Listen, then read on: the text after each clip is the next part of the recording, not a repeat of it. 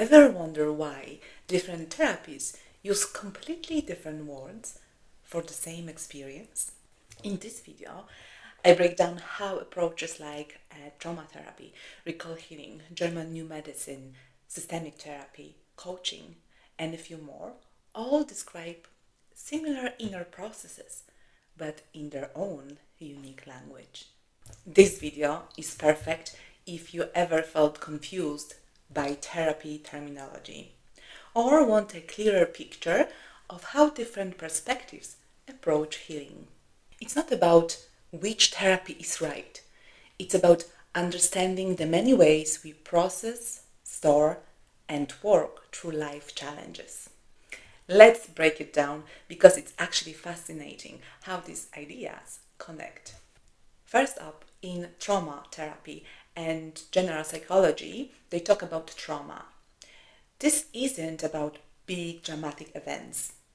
It's an overwhelming experience that your nervous system just couldn't process at the time it happened. It gets stuck.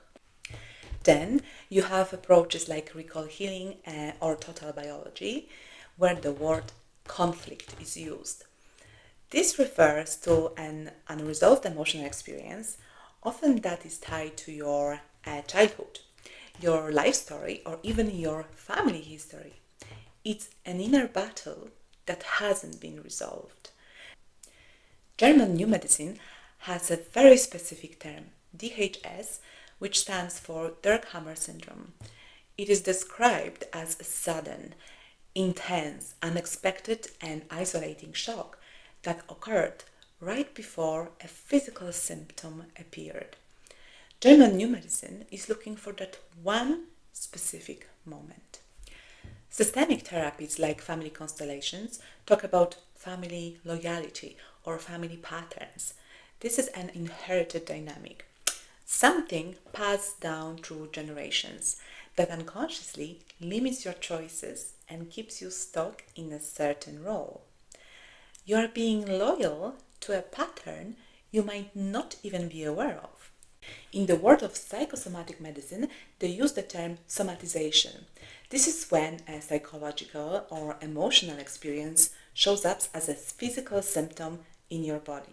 So, for example, your headache or stomach issues might be actually your unspoken stress trying to get your attention.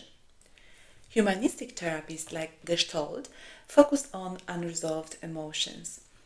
This is any feeling, sadness, anger, fear, that was suppressed, ignored, or never fully felt or expressed. It's an emotional process that got cut short. Coaching and cognitive psychology often point to limiting beliefs. These are core beliefs you hold about yourself or the world that restrict you or prevent you from making healthier choices. I'm not good enough or I always be alone are classical examples. Carl Jung's psychology introduced the idea of a complex. This is a whole cluster of emotions, memories, and beliefs all tangled together that unconsciously drive your automatic reactions and behaviors. This is why you might overreact to something small. It just activated your complex. Finally, in energy-based therapies, you will hear about an energetic block.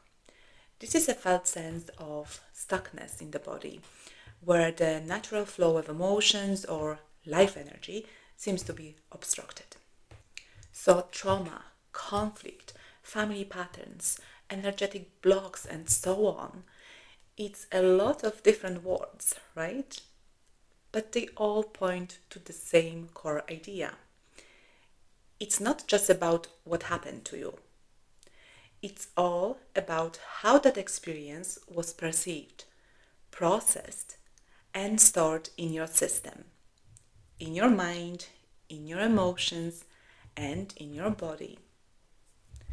Understanding this can be the first step to truly healing. If this helps you make sense of your own experiences, don't forget to like, share, and subscribe for more insights on healing, and self-awareness. Thanks for watching. See you soon.